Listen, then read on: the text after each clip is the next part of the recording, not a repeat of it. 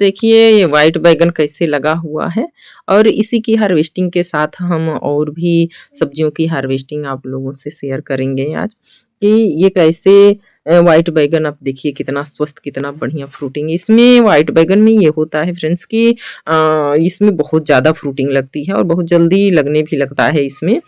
और ये देखिए फ्लावर्स भी आ रहे हैं इसमें छोटे-छोटे बैंगन भी लगे हुए हैं और ये बैंगन जो है का आप भरवा बना सकते हैं, सब्जी बना सकते हैं। भरता भी बनता है पर भरता इतना ज़्यादा नहीं हो पाता है क्योंकि वो भरता वाला बैंगन, रेड वाला बैंगन जो होता है वो उसमें ज़्यादा भरता सही बनता है उसका। तो वो भी मैं लगाती हूँ, दोनों तरह के बैंगन लगाती हूँ मैं और उसमें इतनी ज़्यादा फ्रूटिंग नहीं होती है जितना ये व्हाइट बैंगन में आप देख रहे हैं कि इस तरीके से लग रहा है, गुच्छे में लगता है ये। 2-3 पौधे हों आपके पास ये व्हाइट बैंगन के, तो आपको शायद मार्केट से बैंगन खरीदने की ज़रूरत नहीं पड़ेगी। अगर थोड़ा केयर किया जाए देखिए पत्तियों में कीड़े लग गए हैं, तो इस पे नीम ऑयल का स्प्रे बीच-बीच में करना पड़ता है और ज़्यादा एक बार आप बैंगन का पौधा लगा देंगे, तो आप चाहें तो उससे 2 साल फ्रूटिंग अच्छे से ले सकते हैं। कैसे कि एक बार फ्रूटिंग होने के बाद अगर जब ये फ्रूटिंग देने के बाद अगर पौधा पुराना जैसे 1 साल तक तो ये लगातार फ्रूटिंग देता ही रहता है और इसमें आप आपके सामने है कि किस तरीके से इसमें फ्रूटिंग हुई है और 1 साल के बाद जब पौधा थोड़ा पुराना हो जाता है, तो उसकी आप थोड़ी-सी अगर कटिंग कर देंगे, तो उसके बाद फिर फ्रूटिंग उसमें नए ब्रांचेज़ आ जाएँगे और फ्रूटिंग लगना शुरू हो जाएगा। अब ये है कि आपकी मिट्टी ऑर्गेनिक होनी चाहिए और मिट्टी में ऑर्गेनिक खाद जब हम डालते हैं, तो मिट्टी की उपजाऊ क्षमता बनी रहती है। अब सबसे मेन बात यही है कि हमारे पौधे ज़्यादा फ्रूटिंग नहीं देते हैं या ग्रोथ नहीं हो पाता है उसकी, तो इसका कारण यही है या पौधे सूख जाते हैं या कमज़ोर होते हैं। इसका कारण यही है कि जब हम केमिकल्स वाला खाद या फर्टिलाइज़र कुछ भी यूज़ करते हैं, तो उसमें आपका स्वस्थ जो है फ्रूटिंग नहीं मिलेगा। भले 1-2 बार बहुत सारी फ्रूटिंग मिल जाए, कुछ भिंडियाँ भी हमने हार्वेस्ट की है क्योंकि अब ये लास्ट भिंडी है और देखिए ये लास्ट तरोइयाँ कि इसमें नए थोड़ी डालियाँ निकली हुई हैं, उसी में ये लगे हुए हैं। अब ये लास्ट ही है क्योंकि इसी में हमने सेम लगा रखा है, सेम भी फूल और फ्रूट्स उसमें भी लग रहे हैं। तो अब ये लास्ट हार्वेस्टिंग है और ये जो है फ्रूटिंग लगने का यही लगातार कारण होता है कि आपकी मिट्टी ऑर्गेनिक होनी चाहिए, तभी ये लगातार आपके फ्रूटिंग और पौधे तो सीज़नली होते हैं और ये बैंगन ऐसा पौधा है फ्रेंड्स कि एक बार आप लगा देंगे, तो आप 2 साल आराम से उसका थोड़ा केयर करके और उससे 2 साल तक आप फ्रूटिंग आराम से ले सकते हैं। तो इसलिए मैं तो अपने गार्डन में ज़रूर बैंगन का पौधा कुछ न कुछ लगाकर रखती हूँ, क्योंकि हर रोज़ ये खाना नहीं होता है और कभी-कभार के लिए थोड़ा बहुत निकल जाता है बैंगन हरदम। तो इस वजह से दोनों मैं भरता वाला बैंगन भी लगा देती हूँ, ये भी लगा देती हूँ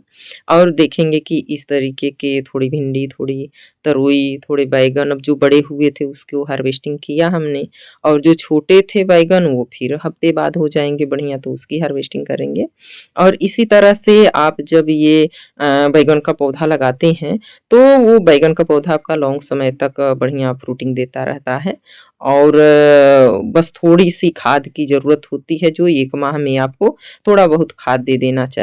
देंगे, तो वो बढ़िया ज़्यादा केयर नहीं माँगता है वो। और ये ग्वारफली भी मैं बीच-बीच में लगाती रहती हूँ फ्रेंड्स। ये चाहे तो आप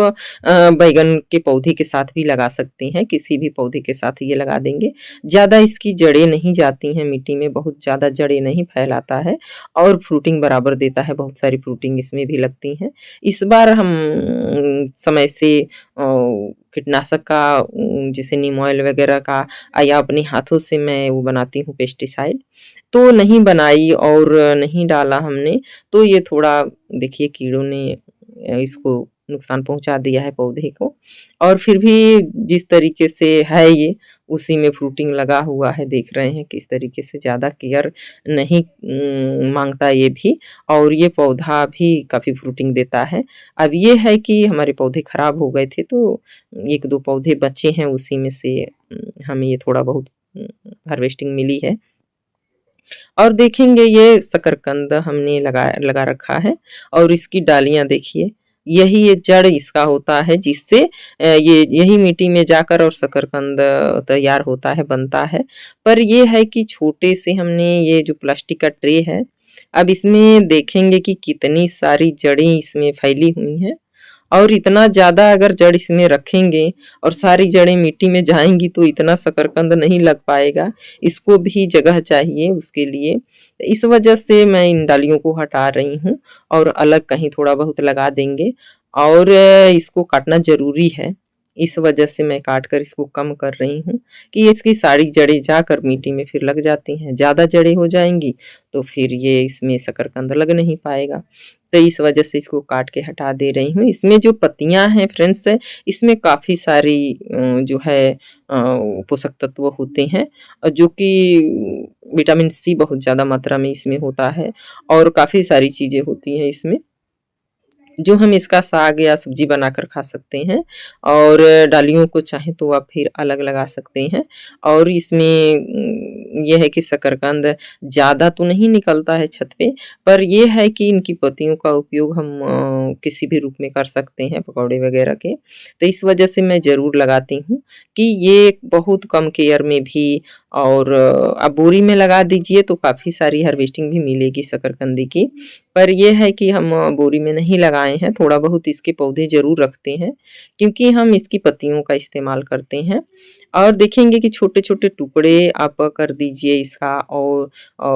उसको मिट्टी में दबा दीजिए, आसानी से लग जाता है, किसी भी टाइम में लग जाएगा। ये ठंडी हो या गर्मी हो, बरसात हो, ये सूखता नहीं है, ये लग जाता है। इसका बहुत ईज़िली इसके पौधे आप ग्रो कर सकते हैं। और देखिए किस तरीके से सारी पत्तियाँ इसके उपयोग में है और कितनी सारी डालियाँ हमने काटी है इसकी कि थोड़ा कम हो जाए तो नीचे शकरकंदी लगने में थोड़ा एनर्जी उसको भी मिले, नहीं तो ये डालियाँ और पत्तियाँ सारी एनर्जी ले लेती हैं। तो शकरकंद फिर नहीं नीचे या तो ज़्यादा लग पाता है या बड़ा नहीं हो पाता है। तो इस वजह से ये पत्तियों की और डालियों के बीच-बीच में उसकी कटिंग और हार्वेस्टिंग करनी पड़ती है, क्योंकि ये ज़मीन में तो है नहीं कि बहुत ज़्यादा जगह है और उसमें चाहे जितनी जड़ें जाएँ और बहुत सारी शकरकंद लगे। तो इस तरीके से इतनी सारी हार्वेस्टिंग हमको मिली फ्रेंड्स ये छत से। और इसके बाद हम इन डालियों को देखिए इस तरीके से 6 से 8-10 इंच का आप इसके टुकड़े कर सकते हैं और इस तरीके से इसका टुकड़ा करके आप ईज़िली मिट्टी में दबा दीजिए, कहीं भी किसी भी पौधे के साथ आप दबा दीजिए। और जो है अब ये है थोड़ा गहरा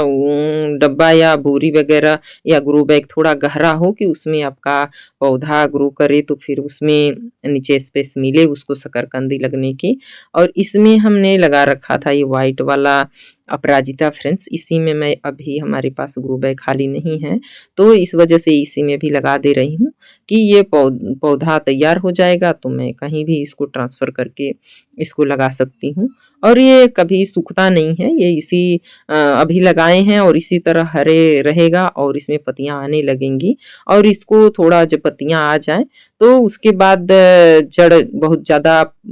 लग बनने से पहले हमें किसी भी ग्रो बैग या डिब्बे में हम इसको ट्रांसफ़र कर सकते हैं और तब इसमें जो है शकरकंदी लगने लगेंगी। इसकी दूरी करीब 2 बीते से कम नहीं होनी चाहिए, क्योंकि इसको स्पेस होना चाहिए होता है और जड़ों में ही शकरकंदी लगता है जब इसको स्पेस मिलेगा।